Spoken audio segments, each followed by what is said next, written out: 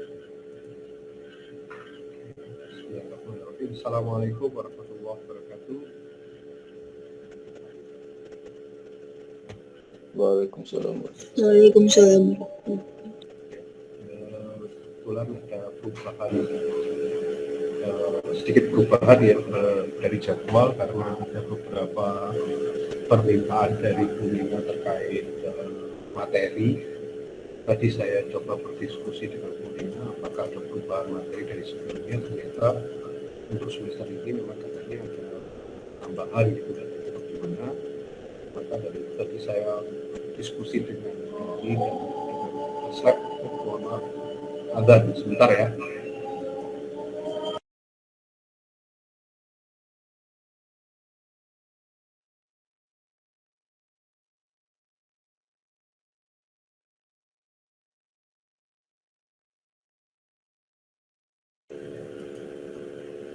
Baik, kita mulai, kita lanjutkan lagi. Sudah terlihat di lab. Oke, ini sudah terlihat ya di layar monitor Anda. Mungkin seperti ini bentuknya adalah di C3, taruhlah C3 ini saya beri nama data jumlah output produksi.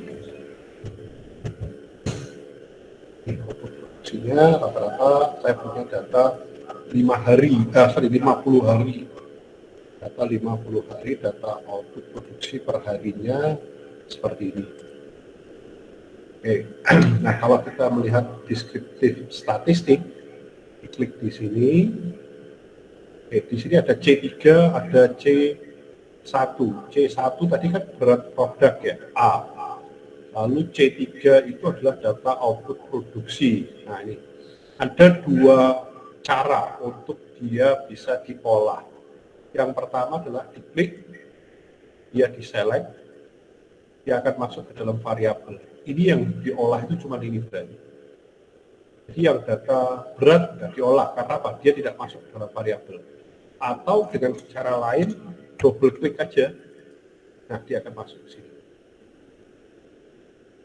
Apakah bisa lebih dari satu? Bisa sebetulnya. Contohnya, dua ini saya masukkan dua-duanya, saya select, masuk dua-duanya.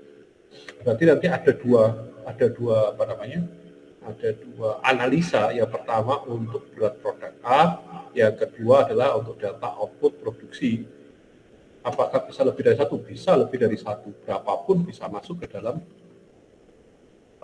variabel yang di sini, gitu ya. Jadi kalau bisa tentunya seperti itu. Oke, kita coba satu dulu aja, yaitu data output produksi dengan statistik seperti ini bentuknya.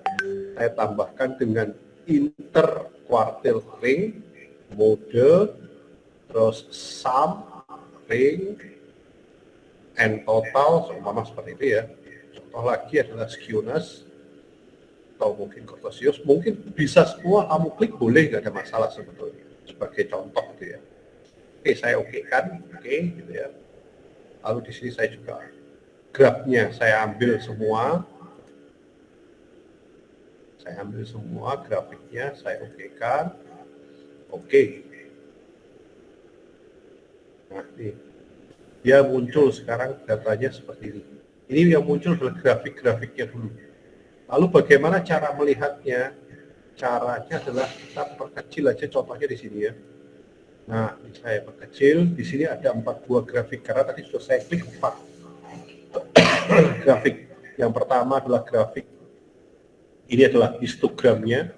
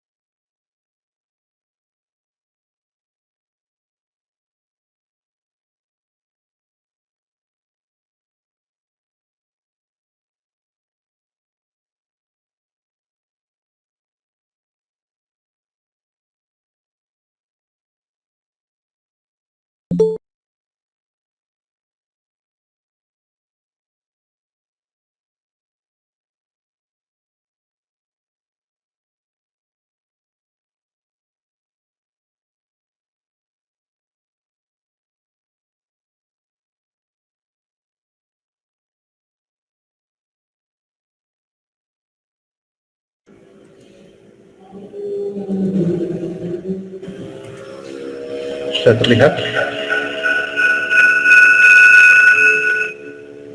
Ya, sudah terlihat bahwa ada kalau di tempat saya ada seperti ini, deskriptif statistik untuk data output produksi. Sorry, mohon maaf tadi terputus internet saya. Deskriptif statistik untuk data output produksi. Jadi datanya jelas bahwa data apa yang akan kita analisa itu ada di sini. Nah, di sini ada datanya sebanyak 50, N-nya 50, N bintang itu apakah ada data yang hilang? Kalau selama data nomor 10 nggak ada, berarti ada yang hilang, berarti itu namanya N missing data. Rata-ratanya sama dengan 329,16. Square error min-nya adalah 1,83. Standar deviasinya adalah 12,93. Jumlahnya, maksudnya jumlah itu ya, jumlah data ini kalau dijumlahkan berapa? Itu 16.458. Minimal yang ada di dalam data ini adalah 301. Maksimalnya adalah di ada ya 350 maksimalnya. Lalu kalau data itu dibagi menjadi 3 bagian atau 4 bagian, pertama itu antara 301 sampai 319,5, bagian kedua 319,5 sampai 331, dan bagian ketiga 331 sampai 339. Kalau dibagi 4 ya.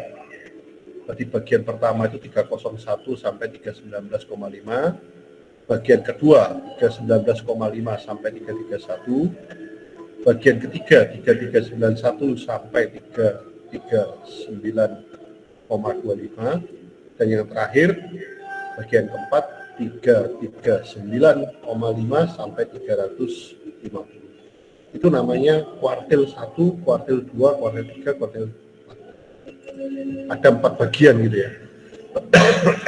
Membaginya posisinya seperti itu. Ring ini adalah jarak antara data terkecil yaitu 301 ke 350. Jarak interkuartilnya, jarak antara interkuartil dari sini ke sini berapa gitu ya. Itu adalah 19,75. Data yang paling sering muncul adalah 331. Itu data yang paling sering muncul. Nah, ini ya. Modenya 331 ini muncul berapa kali? Muncul 6 kali. Coba nanti kita lihat ya di tabelnya. Oke. Ini kalau kita bisa membacanya bentuknya seperti skewness dan Cortesius. Ini mungkin sudah dijelaskan di beberapa perkuliahan. Coba nanti kita akan lihat di dalam grafiknya. Ini akan kelihatan di dalam grafik nanti. Oke. Kalau sudah seperti ini, sudah bisa kita baca apa sih maksudnya masing-masing, itu juga seharusnya sudah terbahas di perkuliahan ya. Saya tidak akan membahas teorinya lagi. Nah, di sini coba kita lihat grafiknya. Anda buka di bukan worksheet, project manajernya itu ya. Project manager itu di mana? Di sini project manager. Nah, ini project manager. Ada histogramnya sebetulnya, kelihatan histogram. Datanya apa saja yang ada muncul di situ. Nah, ini season, ada histogram 1, 2, 3, ada 4. Memang kita akan membahas itu ya.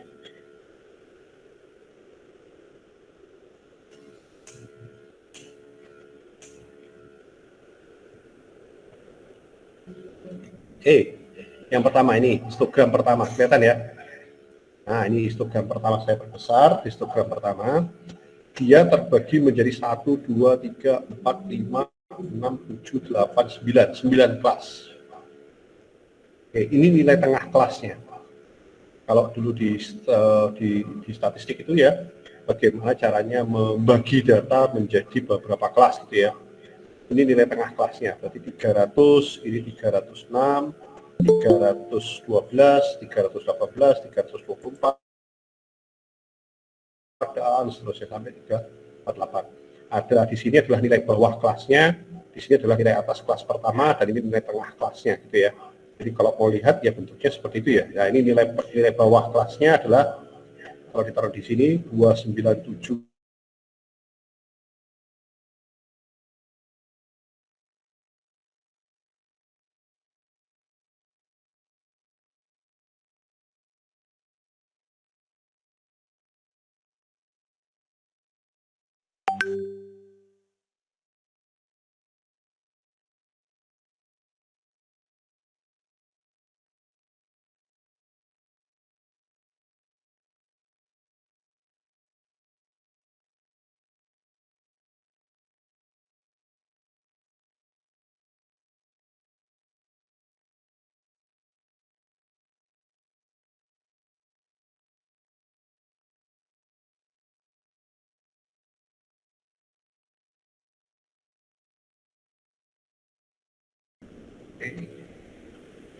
Nah, kelihatan sebentar saya lihatkan dulu. Kelihatan.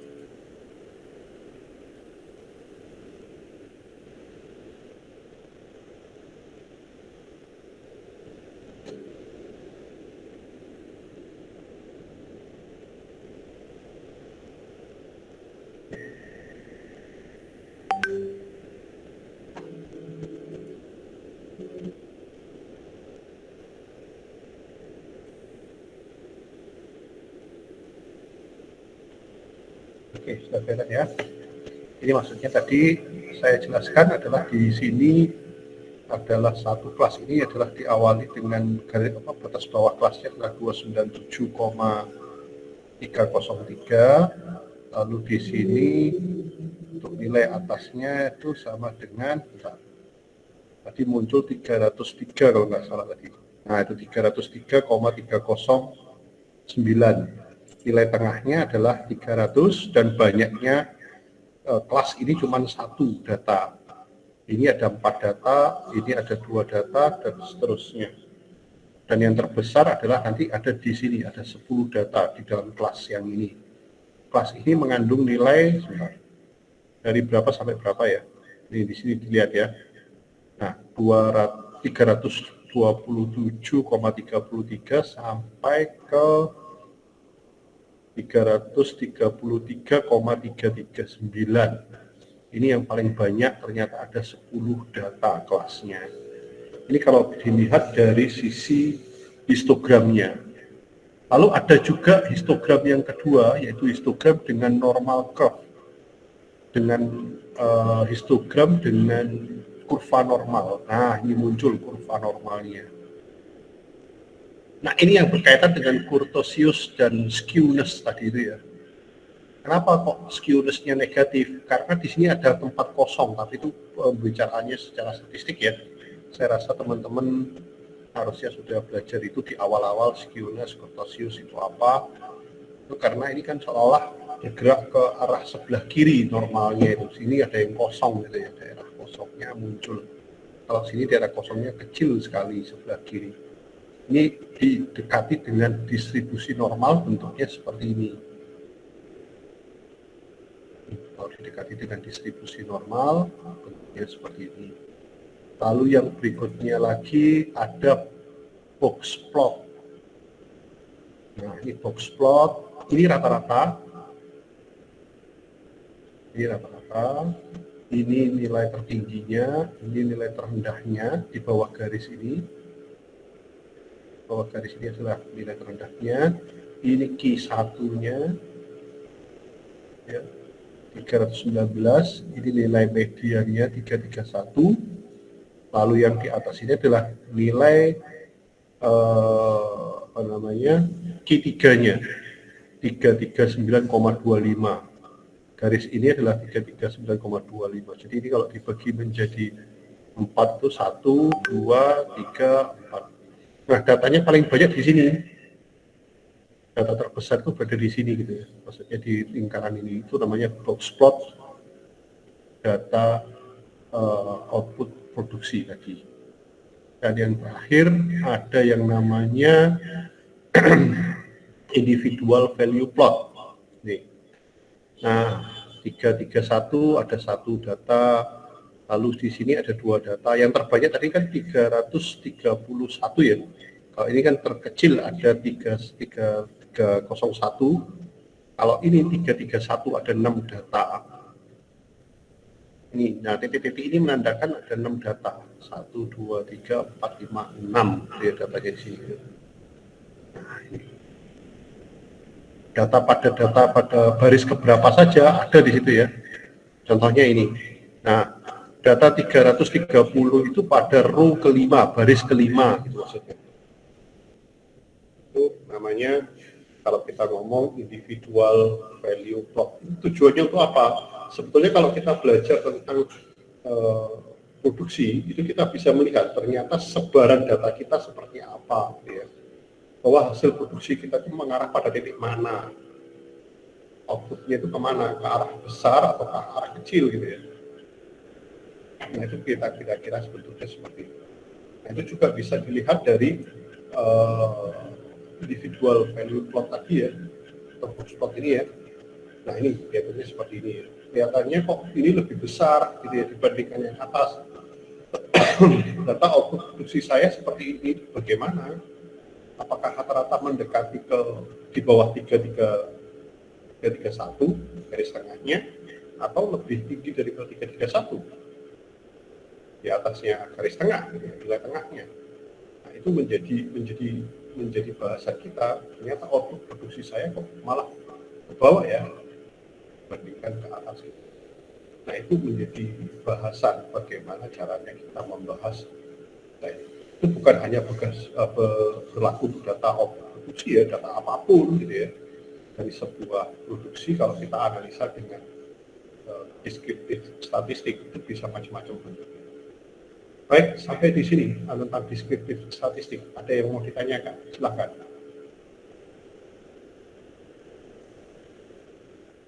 Cara membuat deskriptif statistiknya. Oke. Saya lanjutkan lagi ke berikutnya kalau tidak ada pertanyaan, yaitu kita bahas terkait dengan materi kita yang kedua, yaitu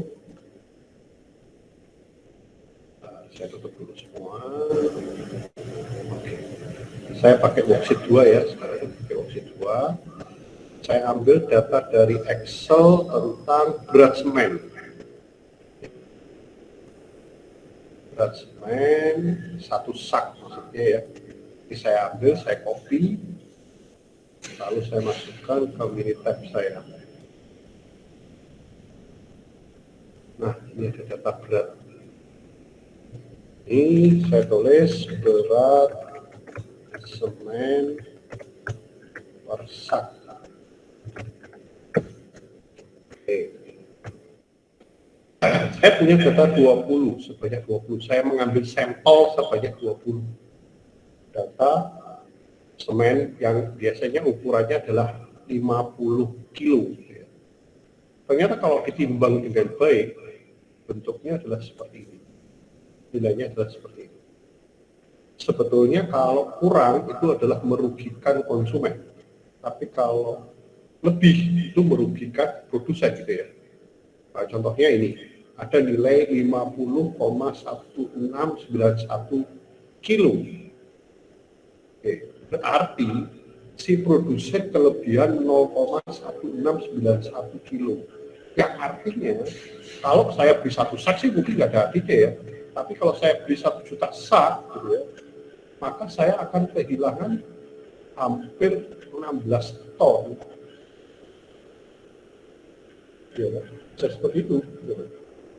Ya, 1,6 ton, maaf. 1,6 ton hilang. Begitu juga kalau seumpama yang ini 48, 48, sekian ini ya. 48 sekitar ya, saya taruhkan dulu ya. Besar sedikit.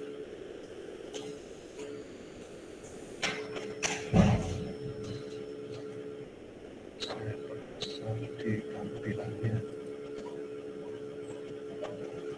Terlihat ya tapi ya teman-teman ya, materinya nggak terlihat kurang apa, kecil atau besar. Di sini ya, kelihatan ya, 48,1213. Berarti hampir 0,2 kilo atau 200 gram hilang, gitu ya. Hampir 200 gram yang hilang.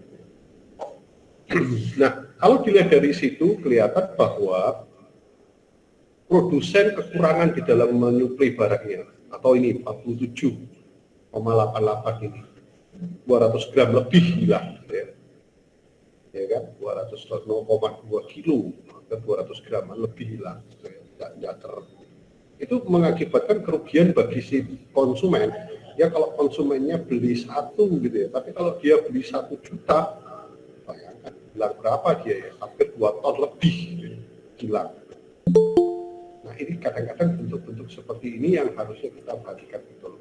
Nah pertanyaannya, apakah sampel saya ini yang saya ambil mewakili dari populasi jumlah semen yang saya produksi?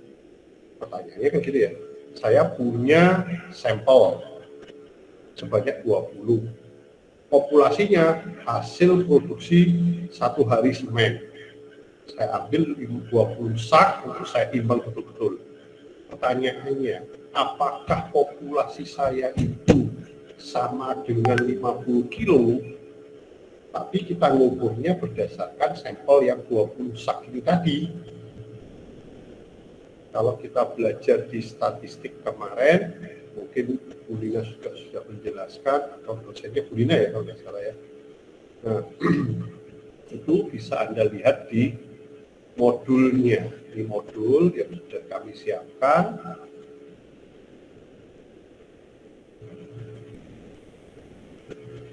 Modul yang sudah kami siapkan di sini.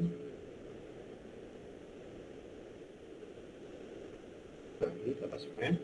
Anda bisa lihat, saya mengambil populasi hasil saat produksi 1 hari. Saya produksinya 50 kilo, 1 sak semennya. Tapi saya mengambil, untuk mengecek apakah populasi saya ini benar-benar 50 kilo, saya ngambil sampel. Sampelnya sebanyak 20 tadi. Lalu kita tes. Tesnya dengan berapa? Apakah betul sampel saya ini 50 kilo? Kalau betul, itu menggambarkan populasinya. Betul, berarti populasinya 50 kilo. Nah, oleh karena itu kita menguji hipotesa. Hipotesisnya adalah H0 dan H1. H0, apakah rata-rata populasi sama dengan nilai pembanding? Nilai pembandingnya berapa? 50 kilo tadi ya. Dan H1-nya rata-rata populasi tidak sama dengan nilai pembanding. Nilai pembandingnya berapa? Ya 50 kilo tadi. Padahal kita menginginkan melihat nilai populasi, ini rata-rata populasi. Ini. Tapi yang kita tes itu cuma sampel 20. Nah, cara mengujinya adalah dengan menggunakan t-test. One sample t-test, biasanya seperti itu dikatakan ya. Rumusnya seperti ini. Nanti kita bandingkan nilai t-nya dengan nilai level signifikan dan nilai t tabel, atau juga dengan p-value. Nah, itu mungkin Bu Lina sudah membahas dulu ini rumus-rumusnya, bagaimana kalau 2 area yang ditolak, biasanya dikatakan one tail atau two tail. One tail itu satu buntut atau 2 buntut. Kalau 1 buntut ini cuma di depan saja, atau di depan dan di belakang gitu ya. Itu namanya bentuknya seperti itu. Nah, itu yang dikatakan bentuk-bentukan daripada modelnya. Nah, Anda juga sudah diajarkan sama Bu Lina mungkin bagaimana caranya menguji H0 itu diterima, H1 itu ditolak, ataupun H0 ditolak, H1-nya diterima, itu bagaimana caranya kalau menggunakan t-test atau pakai t-tabel dan t-hitung. T-tabel berarti kita melihat dari tabel, kalau t-hitung ya nanti hasil dari perhitungan kita. Nah, kalau kita menggunakan Minitab, ini data kita yang tadi, itu di start basic statistik one sample t. ya, ada one sample T. Oke, one sample T, kita lihat di sini. Lalu kita klik di sini. Pada waktu kita mau masukkan sampel in one column, apakah sampelnya dalam satu kolom? Kalau iya, maka diklik di sini. Kalau tidak, maka bisa jadi ada kolom-kolom lain one sampelnya. Nah, one sample kita punya satu sampel saja di satu kolom. Kalau selama saya punya hari pertama, hari kedua, hari ketiga, hari keempat, atau mesin ke satu, mesin kedua, mesin ketiga, berarti sampelnya lebih dari satu kolom. Nah, hati-hati, beda lagi. Bukan diuji semua, tapi di sini diuji bersama-sama. Di sendiri itu enggak, tapi diuji sekalian bisa. Tapi karena saya punya sampel cuma satu, seperti ini, maka saya gunakan satu saja. Diklik aja langsung masuk, double klik, ini yang mau kita uji. Oke, nah pertanyaannya sekarang, kita pakai data apa? Sampel size-nya cuma 20, mean dan deviasinya apa pakai ini? Atau kita pakai yang bawah? Kalau di sini kita mau menghipotesa, menduga bahwa rata-rata hasil produksi saya itu cuma 50 kilo. Ini nggak perlu ya. Nah, saya kembalikan dulu sebentar.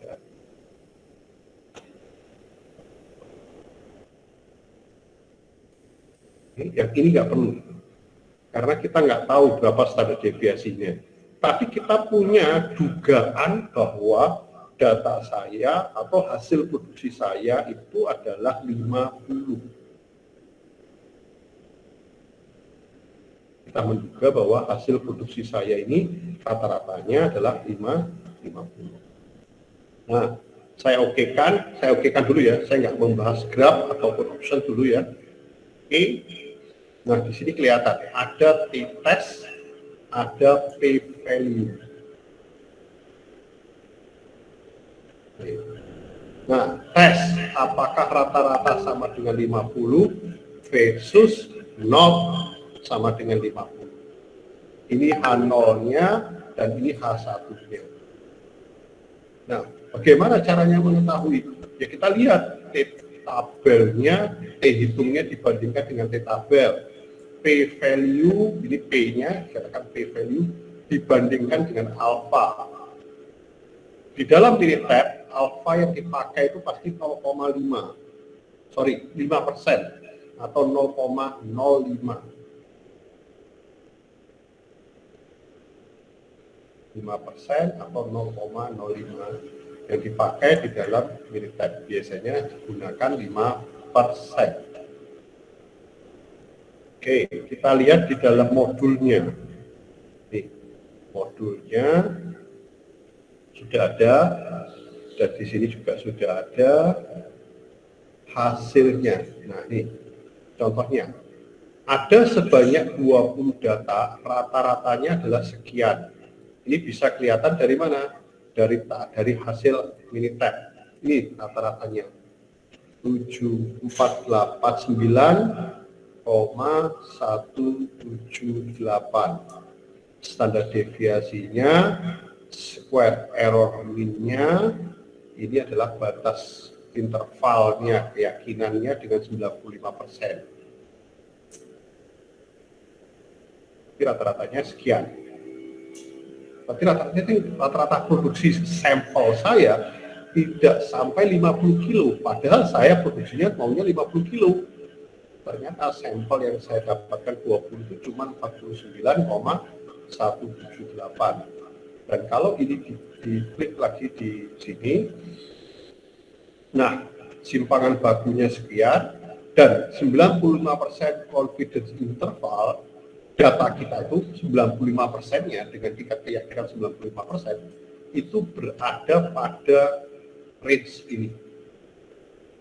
Jadi kebanyakan data kita, 95% dari data kita itu berada pada range 48,738 kilo dan 49,621. Hanya 5%-nya yang lebih atau kurang dari itu. Ya kan? Karena 95% saya tingkat kepercayaan terhadap data saya itu berada pada range itu gitu. Sekarang 5%-nya saja yang lebih dari itu. Bayangkan berarti saya membeli semen itu kurang dari 50 kilo sebetulnya. Lalu pertanyaannya tadi kita kembalikan. Apakah betul populasi saya betul-betul keluar dari 50 kilo, padahal yang saya uji cuma 20 sampel data. Nilai T hitungnya adalah min 3,88 dan P value-nya adalah 0,001. Kalau P value lebih kecil daripada level signifikan, sehingga dapat disimpulkan H0 ditolak. Artinya, ada perbedaan yang nyata antara nilai pembanding, yaitu 50 kilo. Maksudnya ada perbedaan yang nyata antara data kita dengan nilai pembanding kita yang 50 kilo. Hipotesis min kita, dugaan rata-rata kita itu 50 kilo itu salah. Yang artinya bahwa populasi kita yang satu hari produksi sekian ratus sak itu tadi, itu menunjukkan bahwa nilainya kurang dari 50 kilo. Karena apa? Karena H0-nya ditolak. Tadi sempat ya dikatakan bahwa H0-nya adalah sama dengan 50 kilo, H1-nya tidak sama dengan 50 kilo. Ini namanya one sample test. Kita bandingkan sampel data kita dengan satu angka yang kita dugakan. Jadi kalau kita ngomongkan seperti ini. Tapi kesimpulannya itu menandakan untuk populasinya. Nah, tadi contohnya saya cuma ngambil sampel 20, tapi bisa mengambil kesimpulan untuk populasi. Taruhlah populasinya bisa 1 juta sak, bisa 500.000 sak, bisa 100.000 sak, terserah. Tapi yang jelas dari sampel 20 itu saya bisa menduga populasinya dengan cara seperti ini. Kira-kira jawabannya seperti itu. Nah, itu yang paling penting sebetulnya. Ada yang mau tanyakan, silakan sampai di sini. Caranya juga sudah ada di sini ya. Dan membacanya seperti itu. Ini, kalau ini dibandingkan dengan T-tabel, tapi kalau P-value itu dibandingkan dengan level of significant 5%. Kalau dia di atas 5%, maka dia dikatakan H0-nya diterima. Tapi kalau di bawah 5%, nilai P-value-nya di bawah 5%, maka H0-nya ditolak. Artinya, terdapat perbedaan yang nyata antara data produksi kita, beratnya semen, dengan nilai pembanding yang 50 kilo tadi. Saya rasa cukup ya sampai di sini untuk one sample dites. Nah, sekarang kita coba apa kalau two sample dites, ada 2 sampel T. Kalau di dalam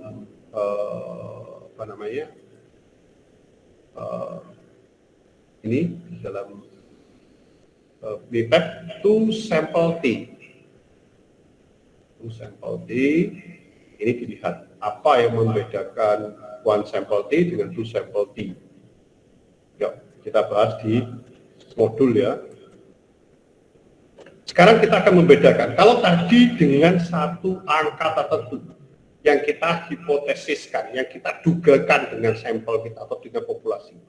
Tapi kalau ini enggak, saya punya populasi dan saya juga punya populasi yang lain. Kita ambil sampel di populasi pertama, kita ambil sampel di populasi kedua, kita uji kedua sampel ini. Contoh, apakah rata-rata sampel pertama sama dengan rata-rata sampel kedua? Kalau iya, itu menandakan rata-rata populasi pertama sama dengan populasi kedua. Nah, kalau tadi bedanya apa? Kita cuman tadi kalau kali menduganya dengan satu angka ya. Nah ini one sample T dengan test value. Tapi kalau di sini enggak. saya akan menduga apakah populasi satu dengan populasi yang lain itu sama, kan gitu.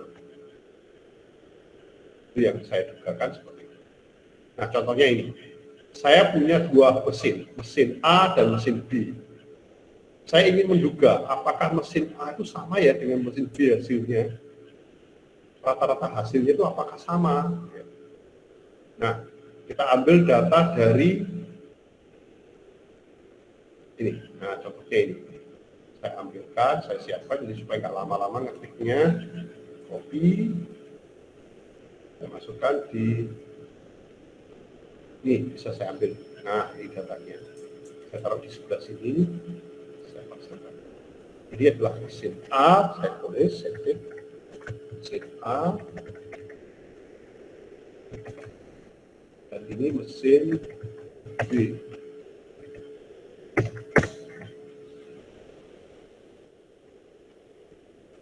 Kita akan menduga apakah rata-rata dari hasil total mesin A itu sama dengan rata-rata hasil dari mesin B. Tapi saya cuma menggunakan 10 data untuk masing-masing mesin. Populasinya berapa? Saya nggak tahu populasinya berapa. Yang jelas saya punya data populasi, sampel untuk mesin A dan mesin B. 10-10. Oke, lanjut. Saya gunakan two sample T. Ini. Nah, pertanyaannya sekarang, mana yang mau diisi? Sekarang ternyata, apakah sampelnya in one column? Tidak, kita sampelnya di different column. Nih, kita kan sampelnya bukan satu kolom ya. Kalau satu kolom beda lagi. Ini kan berarti different column gitu ya. Ini first adalah yang mesin A, second yang mesin B. Berarti di sini saya klik dengan mesin A, yang ini saya klik dengan mesin B. Kalau dijadikan satu kolom boleh Pak, boleh saja. Contohnya ini ya, saya copy,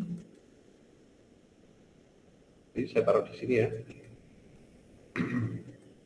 Yang ini saya taruh di bawahnya.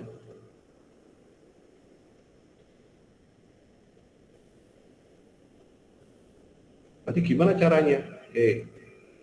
Ini basic statistik untuk sampel, one sample. Ya. Di mana? Di C ini. Berapa?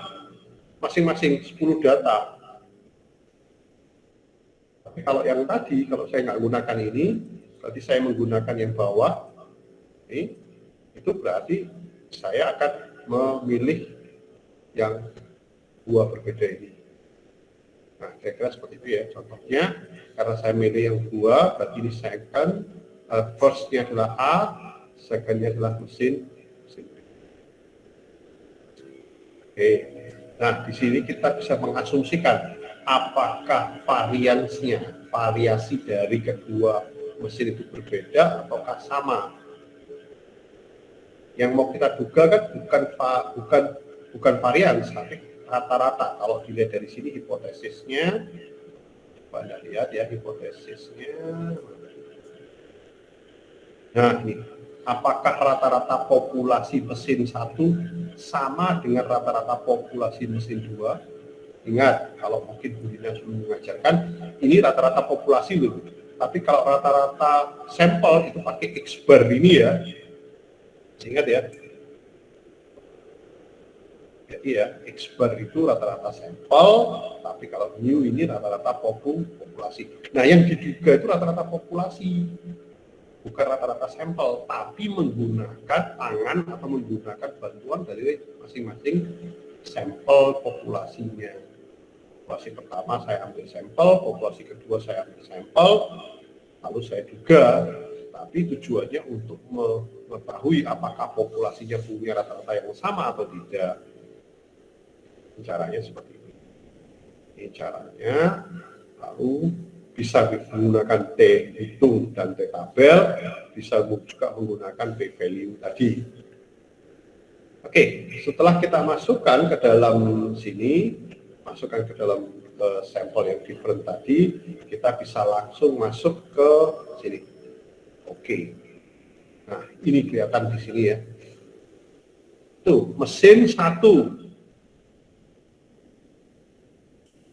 Mesin A rata-ratanya 69,5. Mesin B rata-ratanya 71,60. Standar deviasinya, square error mean-nya. Nah, di sini kelihatan pertanyaannya adalah berapakah T testnya. T testnya bisa dilihat dari dua, T value sama P value. Kalau kita pakai T value berarti kita bandingkan dengan T tabel. Ini ya, ini nggak usah lagi dilihat. Kita kan belajarnya di sini ya, mau dari sini ya. Nah, kelihatan batasnya ya. Nah, ini kan tadi one sample tadi ya, one sample kita kan. Kalau yang ini two sample kita yang kita akan bahas, yaitu ada mesin 1, mesin 2 dan seterusnya. Nah, kita lihat di sini. Ternyata P value-nya lebih besar dari 0,05. Ya, P value-nya lebih besar daripada 0,05. Yang artinya apa? Kita cek di kesimpulan. Dengan demikian dapat disimpulkan tidak ada perbedaan antara hasil dari atau unjuk kerja dari mesin A dan mesin B. Kalau P value-nya lebih besar daripada 0,05, itu berarti H0 diterima dan H1 ditolak. Kalau P value-nya kurang dari 0,05, berarti H0 ditolak, H1 diterima. Tapi ini karena dia lebih besar daripada 0,05, H0-nya diterima, H1-nya yang ditolak. H1-nya tadi mengatakan tidak ada perbedaan. Ada perbedaan, berarti karena tidak sama ya. Ada perbedaan karena tidak sama, itu berarti ada perbedaan. Nah ini, kalau tidak sama berarti ada perbedaan antara mesin 1 dan mesin 2. H0-nya adalah tidak ada perbedaan, makanya sama kan gitu. Sehingga kesimpulannya boleh dinyatakan sebagai tidak ada perbedaan unjuk kerja antara mesin 1 dengan mesin 2.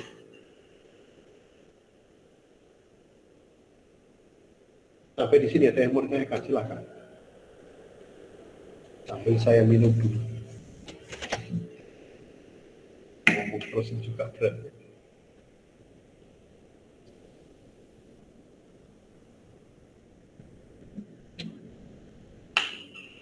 Monggo. Saya boleh tanyakan?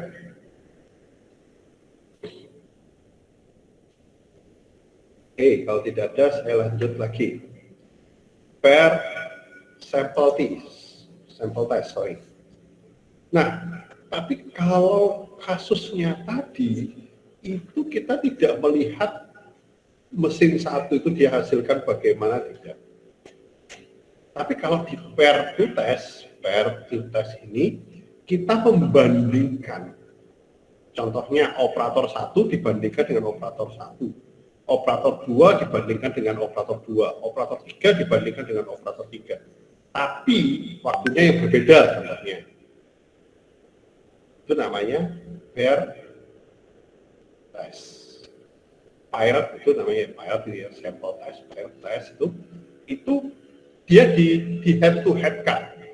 Contohnya saya sebagai operator 1 mengerjakan hari ini dengan mengerjakan shift yang berbeda, itu apakah terjadi perubahan? Operator 2 Madani mengerjakan periode pertama, shift pertama, dengan dia kalau mengerjakan shift kedua, itu apakah terjadi perbedaan? Itu namanya di pair test. Di sini dicontohkan seperti ini. Nah, karyawan sebelum dan sesudah dia melaksanakan diklat ataupun pelatihan. Ya, saya akan bandingkan setiap karyawan. Jadi kalau ini nggak boleh dong, saya membandingkan globalnya nggak boleh. Karena apa? Yang kita bandingkan adalah satu-satu, karyawan satu persatu.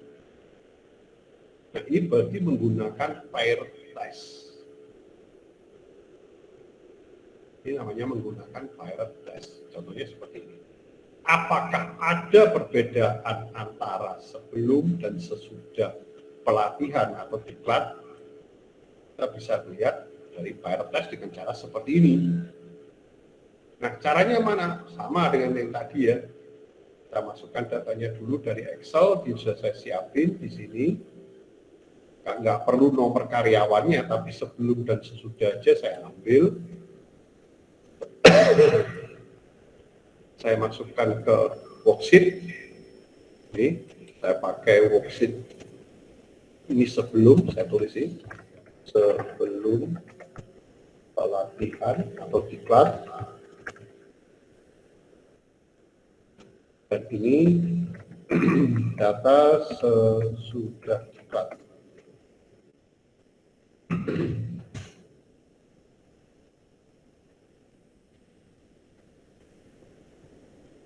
Oke, ya bentuknya seperti ini. Lalu hasilnya seperti apa? Nah, ini yang kita akan mengecek. Caranya sama dengan tadi, kita gunakan basic pirate t-test. Kita ambil ini. Nah, ini ada sampel in column first dan second-nya ada ya. Ini sebelum, yang sebelum di atas ya. Yang sesudah di bawah. Nah, kita pairkan, kita gunakan. Nah, sama ya, p-value.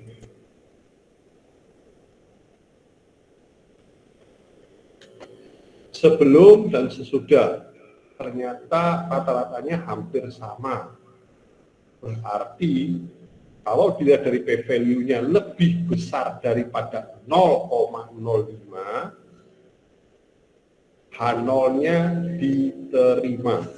Yang menyatakan bahwa sebelum dan sesudah ini tidak ada perbedaan yang signifikan. Jadi kalau dilihat dari sini, ini nolnya, apakah ada differentiate-nya atau differentiate-nya 0 atau differentiate-nya tidak sama dengan 0. Ternyatanya kan itu ya. Tapi ternyata di sini H0-nya diterima, tapi ternyata differentiate-nya atau perbedaannya, difference-nya itu sama dengan 0. Perbedaan antara sebelum diklat dan sesudah diklat itu sama dengan 0. Nah, saya akan memberikan pertanyaan sekarang. Kalau sebelum diklat dan sesudah diklat itu sama dengan 0, pertanyaannya, apakah diklat itu ada pengaruhnya?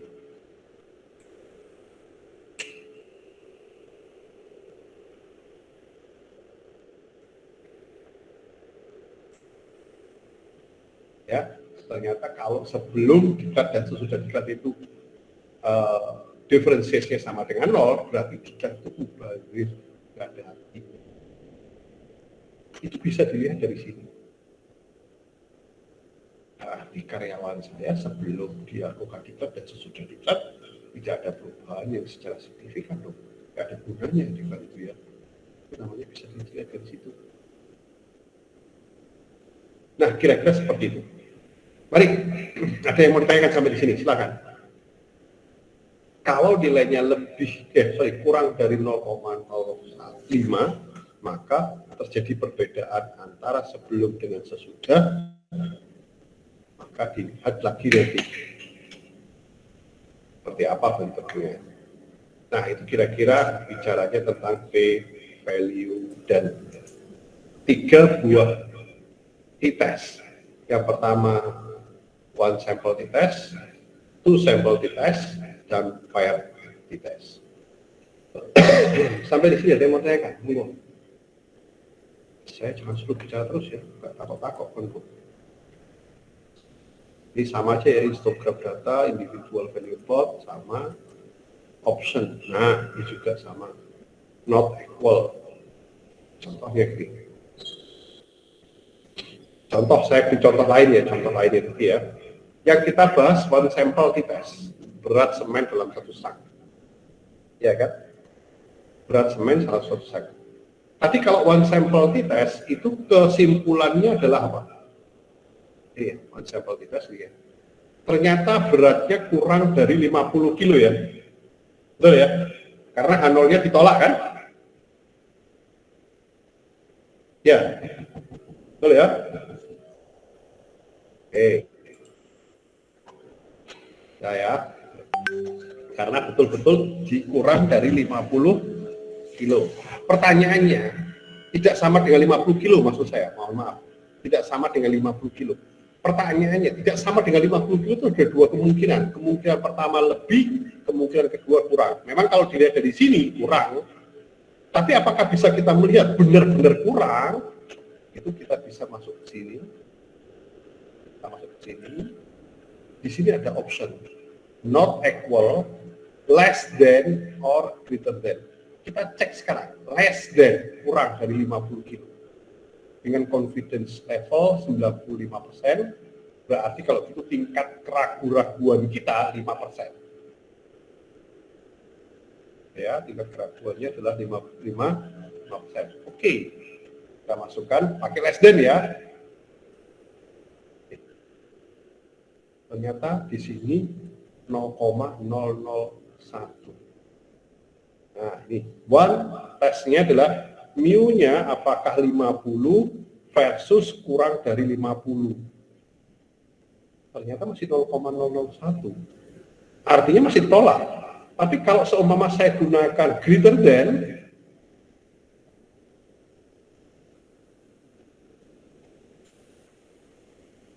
nih, yang greater itu maksudnya gimana sih? Berarti H0-nya diterima ya, dia.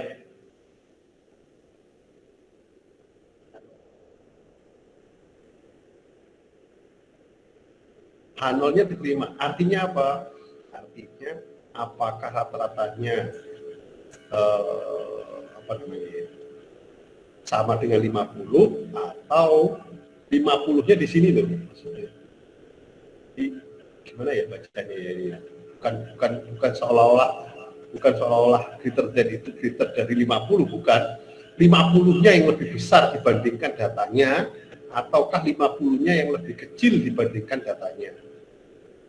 Itu maksudnya seperti itu. Kalau yang atas ini tadi, yang less than, 50-nya itu lebih kecil dari datanya. Berarti datanya lebih dari 50 ya.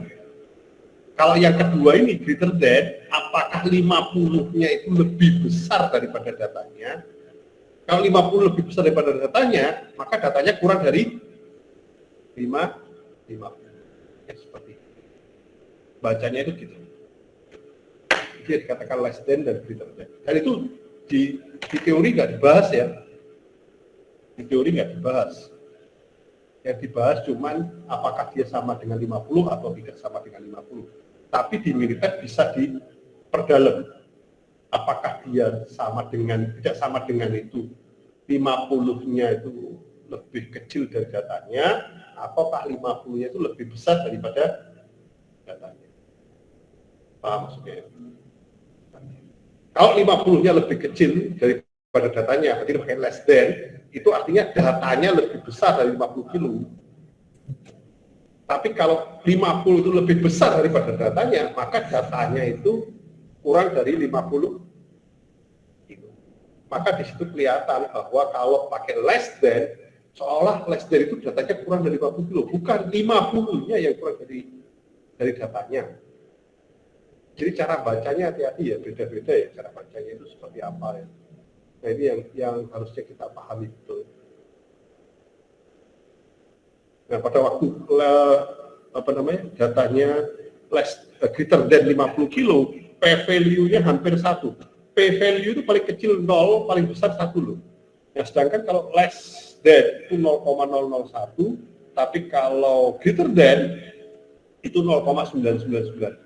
Artinya data saya itu 50 kilo itu lebih besar daripada data saya. Apakah benar hipotesis itu? Ternyata dia mengatakan ya.